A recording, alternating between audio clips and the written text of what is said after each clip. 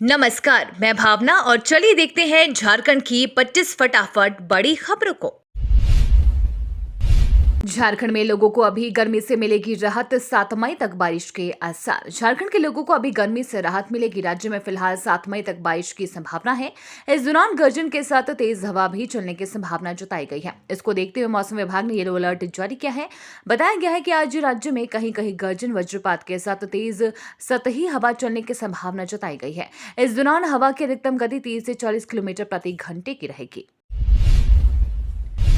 झारखंड में commercial gas cylinder 171 रुपए सस्ता हुआ, जाने नई कीमत। कमर्शियल सिलेंडर की कीमतों में 171 रुपए प्रति सिलेंडर की कटौती की गई है। गैस कंपनियों ने 1 मई से कीमतों में 171 रुपए प्रति सिलेंडर कम कर दिए हैं। इसके साथ ही अब झारखंड में 19 किलो वाले सिलेंडर के दाम 2011.50 रुपए हो गए हैं। इससे पहले 8182.50 रुपए प्रति सिलेंडर थे। हालांकि 14.2 किलो वाले घरेलू गैस की कीमतों में कोई बदलाव नहीं किया गया है। ये 1160.50 रुपए प्रति सिलेंडर ही मिलेगा। सीएम हेमंत और करीबियों को खाना लीज मामले की 16 मई को सुनवाई। मुख्यमंत्री हेमंत सोरेन उनके करीबियों को खाना लीज आवंटित करने के मामले में हाईकोर्ट में अब 16 मई को सुनवाई होगी। सोमवार को सरकार ने जवाब दाखिल करने के लिए समय देने का आग्रह किया। इसके बाद अदालत ने 16 मई की तिथि निर्धारित की। पिछली सुनवाई में कोर्ट ने राज्य सरकार और ईडी को जवाब दाखिल करने का निर्देश दिया था। चीफ जस्टिस संजय कुमार मिश्रा और जस्टिस आनंद सेन की अदालत ने आरटीआई कार्यकर्ता अधिवक्ता सुनील कुमार महतो की याचिका पर सुनवाई करते हुए ये निर्देश दिया। झारखंड जगुआर के जवानों को 50% एसटीएफ भत्ता, हाईकोर्ट ने ठुकराई सरकार की अपील। झारखंड हाईकोर्ट ने झारखंड जगुआर के जवानों को दिया जाने वाला 50% एसटीएफ भत्ता दोबारा बहाल करने का निर्देश दिया है। सरकार ने 2019 में इस पर रोक लगाई थी। सरकार के फैसले को दुबराज, हेब्रम और एनी हाईकोर्ट में चुनौती दी थी। पिछली सुनवाई में एकल पीठ ने सरकार को निर्देश दिया था कि एसटीएफ भत्ता बहाल किया जाए। हाईकोर्ट के आदेश के खिलाफ सरकार ने लेटेस्ट पेमेंट अपील दाखिल किया था। सोमवार को सरकार द्वारा दाखिल लेटेस्ट पेमेंट अपील पर हाई कोर्ट के चीफ जस्टिस संजय कुमार मिश्र की बेंच में सुनवाई हुई। कोर्ट ने सभी पक्षों को सुना और सरकार की अपील खारिज कर दी। याचिकाकर्ता की ओर से अधिवक्ता दिवाकर उपाध्याय और रोहन मजूमदार ने पक्ष रखा। सीएम हेमंत सोरेन 80 उत्कृष्ट विद्यालयों का करेंगे शुभारंभ। इंग्लिश मीडियम में पढ़ेंगे सरकारी स्कूलों के बच्चे। शिक्षा को लेकर संजीदा मुख्यमंत्री हेमंत सोरेन की परिकल्पना अब मूर्त रूप ले रही है। झारखंड के वंचित और गरीब बच्चों को समय की मांग के अनुरूप उत्कृष्ट शिक्षा प्राप्त करने का सपना साकार होगा। मुख्यमंत्री आज जिला स्तरीय 80 उत्कृष्ट विद्यालयों का शुभारंभ रांची के ध्रुवा स्थित ठाकुर विश्वनाथ शाहदेव उच्च विद्यालय से करेंगे। ठाकुर विश्वनाथ शाहदेव उच्च विद्यालय को भी उत्कृष्ट विद्यालयों में तब्दील किया गया है। ये सभी 80 विद्यालय सीबीएसई से मान्यता प्राप्त है, जहां बच्चों को अंग्रेजी माध्यम से शिक्षा दी जाएगी। इसके साथ राज्य के बच्चों को बेहतर शिक्षा का अधिकार भी प्राप्त होगा। राज्य सरकार ने पूरे राज्य में 80 जिला स्तरीय उत्कृष्ट विद्यालय, 325 प्रखंड स्तरीय लीडर स्कूल और 4091 ग्राम पंचायत स्तरीय आदर्श विद्यालय बनाने एवं सरकारी स्कूल के 15 लाख से अधिक बच्चों को उत्कृष्ट शिक्षा के अवसर प्रदान करने का लक्ष्य तय किया है। झारखंड में राज्य स्तरीय हज प्रशिक्षण कल से होगा शुरू। झारखंड में राज्य स्तरीय हज प्रशिक्षण शिविर 10 मई को रांची में आयोजित किया गया है। इसमें रांची के अलावा खूंटी व सिमडेगा के हज यात्री भी हिस्सा लेंगे। राजधानी रांची के डोरंडा स्थित हज हाउस में आयोजित ये प्रशिक्षण शिविर सुबह 9 बजे से शाम 5 बजे तक चलेगा। रांची में मुफ्ती अनवर कासमी सदस्य, मौलाना मुफ्ती फैजुल्लाह मिसबाही सदस्य, सैयद तजीबुल हसन रिजवी सदस्य और मौलाना सलमान कासमी, काजी उजैर कासमी, मौलाना मंजूर कासमी हज पर जाने वाले प्रशिक्षण देंगे। प्रशिक्षण में प्रोजेक्टर के माध्यम से भी वहां के बारे में जानकारी दी जाएगी ताकि लोगों को विशेष परेशानी नहीं हो। रांची यूनिवर्सिटी में होगी साइबर सिक्योरिटी की पढ़ाई। जून में एडमिशन के लिए निकलेगा एप्लीकेशन। ऑस्ट्रेलिया में भी जा सकेंगे स्टूडेंट्स। रांची यूनिवर्सिटी में अब साइबर सिक्योरिटी की पढ़ाई होगी। इसकी तैयारियां रांची विश्वविद्यालय मैनेजमेंट ने शुरू कर दी है।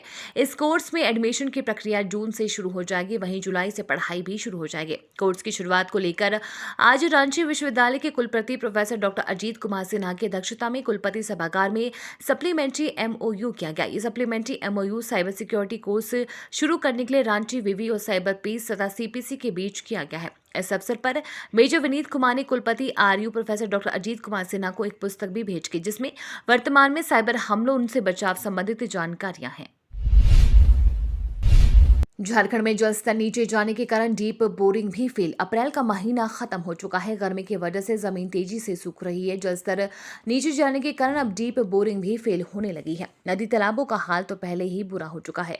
हालांकि राज्य के आसमान में बादल घुमट रही हैं, पर वैसी वर्षा नहीं हो रही है कि सूखे कुओं और नदियों में पानी भर सके। पानी की कमी के कारण खेतों की जमीन सूखकर फटने लगी है। लोग आसमान ताक रहे हैं कि कब वर्षा होगी और जल समस्या से राहत मिलेगी। सरकारी स्तर पर जितने भी चापानल गाड़े गए हैं उनमें से ज्यादातर खराब है, तो कईयों से जलस्तर नीचे चल जाने के कारण पानी नहीं निकल रहा है। जल मीनार की बहुत सारी योजनाएं पूरी नहीं हो पाई है, जिसके कारण पानी की कमी महसूस की जा रही है।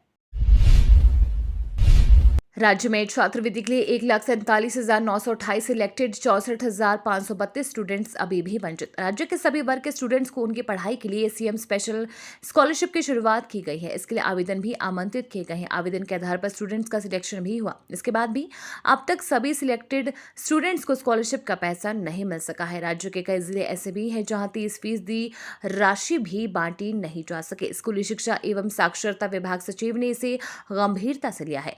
जिलों को हिदायत दी गई है कि अगले 15 दिनों के भीतर सभी को राशि उपलब्ध करा दी जाए। केजरीवाल के शीश महल पर बढ़ता जा रहा बवाल। आज से सीएम आवास के बाहर बीजेपी का अनिश्चितकालीन धरना। दिल्ली के मुख्यमंत्री अरविंद केजरीवाल के बंगले की लड़ाई अब सड़क पर आ गई है। बीजेपी कार्यकर्ता सीएम केजरीवाल के आवास पर धरना दे रहे हैं। बीजेपी ने केजरीवाल के खिलाफ अनिश्चितकालीन धरने का ऐलान किया है। इस बीच केजरीवाल के बंगले में हुए रेनोवेशन के खर्च से जुड़ी फाइलों को सुरक्षित करने का आदेश जारी किया है। उपराज्यपाल बीके सक्सेना ने पूरे मामले में चीफ सेक्रेटरी से 15 दिन के अंदर रिपोर्ट सौंपने को कहा है। एलजी के इस आदेश के बाद आम आदमी पार्टी गुस्से से लाल हो गई है। दिल्ली की शिक्षा मंत्री आतिशी ने एलजी को चिट्ठी लिखकर कहा है कि ये असंवैधानिक है। जांच का आदेश देना उनके अधिकार क्षेत्र में नहीं आता। टीम इंडिया में एंट्री से पहले आईपीएल में इन प्लेयर्स ने लगाए हैं शतक। यशस्वी जायसवाल की बारी। आईपीएल को टीम इंडिया में एंट्री का पहला पड़ाव माना जाता है। अगर आईपीएल में किसी खिलाड़ी ने अच्छा प्रदर्शन किया और रन बना दिए हैं तो उनके लिए टीम इंडिया में शामिल होने का रास्ता काफी हद तक साफ हो जाता है। पिछले 7-8 साल से आईपीएल से ही टीम इंडिया की T20 और वनडे टीम में एंट्री होती है। अगर यहाँ रन बनाने में कामयाबी हासिल की है तो टेस्ट के भी रास्ते खुल जाते हैं।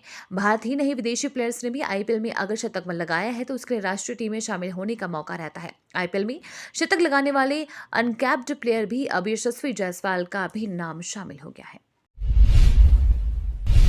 केंद्र ने 14 मोबाइल ऐप पर लगाया बैन। जम्मू कश्मीर में आतंकी कर रहे थे यूज। केंद्र सरकार ने 14 मोबाइल एप्लीकेशन को ब्लॉक कर दिया है। खबर है कि इन ऐप्स का इस्तेमाल जम्मू कश्मीर से पाकिस्तान में कोडेड टेक्स्ट भेजने के लिए आतंकवादियों की तरफ से इस्तेमाल किया जा रहा था। केंद्र ने जिन ऐप्स पर बैन लगाया है उसमें Crypviser, Enigma, Safeswiss, Wickrme, MediaFire, Briar, BChat, Nandbox, Conion, IMO, Element, Second Line, Zangi और थ्रेमा शामिल है। केंद्र सरकार की तरफ से ये एक्शन इंटेलिजेंट इनपुट के आधार पर किया गया है। सूत्रों के हवाले से खबर है कि पाकिस्तान में आतंकवादियों की तरफ से जम्मू कश्मीर के केंद्र शासित प्रदेश में ओवरग्राउंड वर्कर्स, अन्य गुर्गों के कोडेड संदेश भेजने के लिए एप्लीकेशन का इस्तेमाल किया गया था। रांची यूनिवर्सिटी का दीक्षांत समारोह देखे लाइव। विश्वविद्यालय ने जारी किया लिंक। रांची विश्वविद्यालय के 36वें दीक्षांत समारोह का आयोजन 2 मई को हो रहा है। यूनिवर्सिटी के समारोह का लाइव प्रसारण भी हो रहा है। समारोह को लाइव देखने के लिए विश्वविद्यालय प्रशासन ने लिंक https://youtube.com/live जारी किया है। इस लिंक पर आप रांची यूनिवर्सिटी का दीक्षांत समारोह लाइव देख सकते हैं। लाइव लिंक विश्वविद्यालय की वेबसाइट पर भी दिया गया है।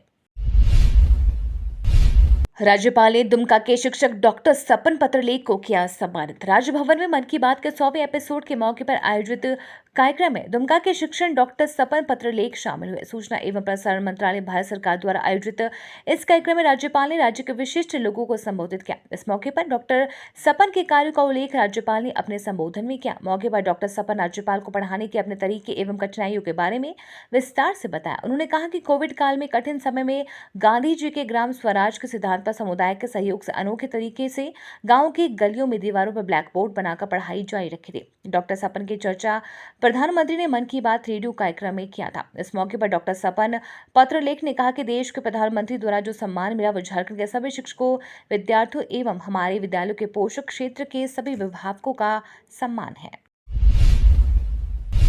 10 मई से चलेंगी रांची पटना वंदे भारत ट्रेन, महज 6 घंटे में तय होगी दूरी। रांची पटना वंदे भारत एक्सप्रेस ट्रेन 10 मई से चलेगी। औसतन 12 घंटे में तय होने वाला सफर अब महज 6 घंटे में ही तय हो जाएगा। अधिकारियों का मानना है कि यदि किसी भी प्रकार की तकनीकी खामी नहीं आई तो ट्रेन का परिचालन 100% 10 मई से शुरू हो जाएगा। बता दें कि रांची पटना वंदे भारत ट्रेन के परिचालन से इस रूट पर नियमित यात्रा करने वाले यात्रियों को काफी राहत मिलेगी। रांची रेल डिवीजन को निर्देश दिया गया है कि तैयारियों का जायजा लें। प्रधानमंत्री खुद इन रूट्स पर वंदे भारत ट्रेन को हरी झंडी दिखाएंगे। हटिया रेलवे स्टेशन में वंदे भारत ट्रेन का प्राइमरी मेंटेनेंस होना है, इसलिए डीआरएम प्रदीप गुप्ता ने यार्ड का निरीक्षण किया और जरूरी निर्देश दिए। नीट परीक्षा के लिए रांची में बने 10 केंद्र, परीक्षार्थियों के लिए गाइडलाइन जारी।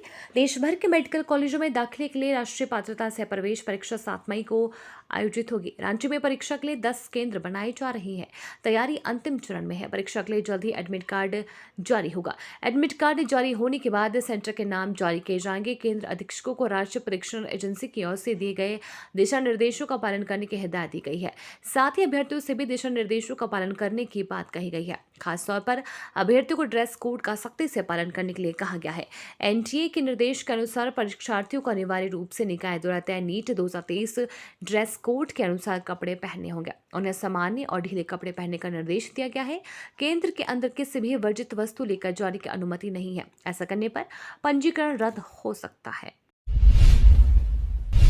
भूख कराती है पलायन, विदेशों में शोषण, झारखंड के प्रवासी श्रमिकों के कितने दुख। कोरोना काल की घटनाएं आपको याद होंगी, जब श्रमिकों को विदेश और दूसरे राज्यों से झारखंड वापसी के लिए सैकड़ों मील पैदल चलना पड़ा। सरकार को भी उन्हें लाने के लिए काफी जद्दोजहद करनी पड़ी। तब मजदूरों का पलायन रोकने के लिए कई बातें व घोषणाएं हुई, लेकिन कोरोना के 2 साल बाद भी स्थिति में बहुत बड़ा बदलाव नहीं आया है। सूबे में मजदूरों के पलायन आज भी बड़ी समस्या है। झारखंड के मजदूर रोजी रोटी के लिए अब बड़ी तादाद में विदेशों की ओर रुख कर रही है। बावजूद इसके उनकी समस्याएं कम नहीं हो रही है।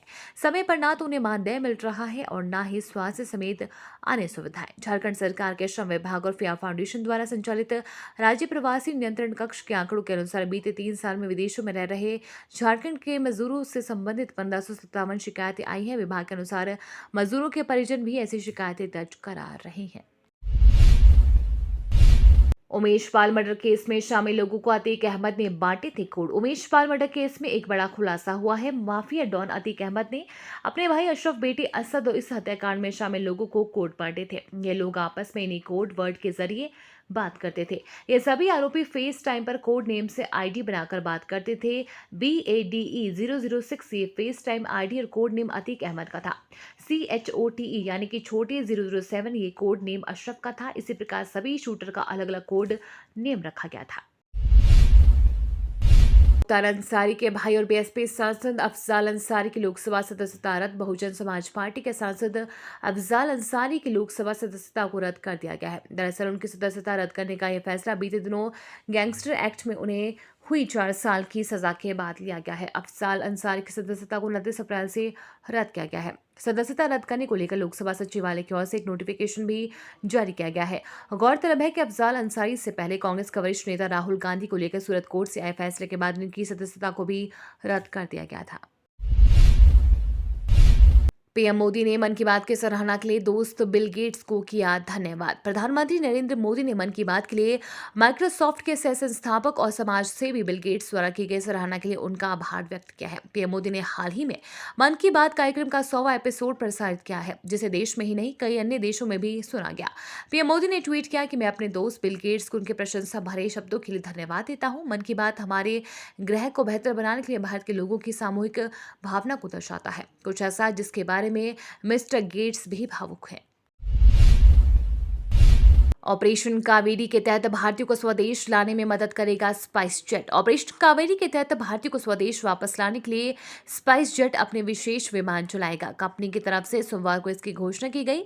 सूडान में फंसे जिन भारतीयों को सूडान से सऊदी अरब तक लाया जाएगा, उन्हें भी स्पाइस जेट अपने विमान से स्वदेश वापस लाया जाएगा। एयरलाइन ने ऑपरेशन कावेरी के तहत 30 अप्रैल को जेदा से कोची तक एक उड़ान का संचालन किया था और 184 भारतीयों को वापस लेकर आई थी। स्पाइस जेट ने अपने जारी बयान में कहा कि वह अपने भारतीयों को लाने के प्रयासों में समन्वय करने के लिए विदेश मंत्रालय व सऊदी अरब में भारतीय दूतावास के नियमित संपर्क में है।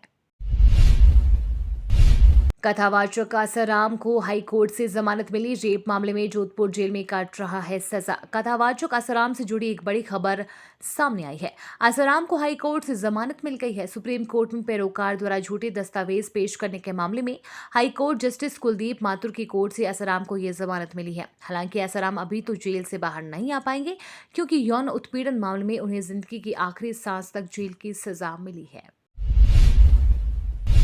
मैं क्या शिलाजीत की रोटियां खाता था, पहलवानों के आरोप पर क्या बोल गए बृजभूषण सिंह। भारतीय कुश्ती महासंघ के अध्यक्ष बृजभूषण शरण सिंह लगातार पहलवानों के आरोप को लेकर सफाई दे रही हैं। एक टीवी चैनल से बातचीत में यौन शोषण के आरोपों पर सफाई देते हुए बृजभूषण शरण सिंह ने कहा कि क्या मैं शिलाजीत की रोटियां खाता था। WFI चीफ ने कहा कि उनके खिलाफ जंतर मंतर पर शीर्ष पहलवानों के धरने राजनीति से प्रेरित है। सिंह ने कहा कि इसके पीछे देश का एक बड़ा उद्योगपति और एक पापा है। उन्होंने कांग्रेस नेता दीपेंद्र हुड्डा का नाम भी लिया। उन्होंने कहा कि इस खेल में दीपेंद्र हुड्डा है। उन्होंने कहा कि मर्यादा की वजह से मैं बोल नहीं रहा हूं।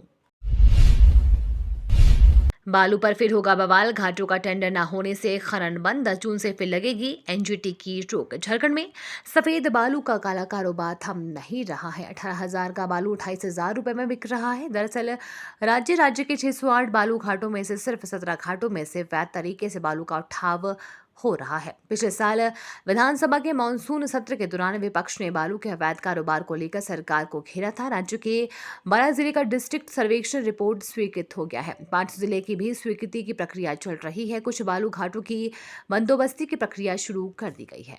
ये तो थी आज की बड़ी खबरें। अपने गांव या शहर की न्यूज देखने के लिए हमें कमेंट में जरूर बताएं कि आप न्यूज को कहां से देख रहे हैं।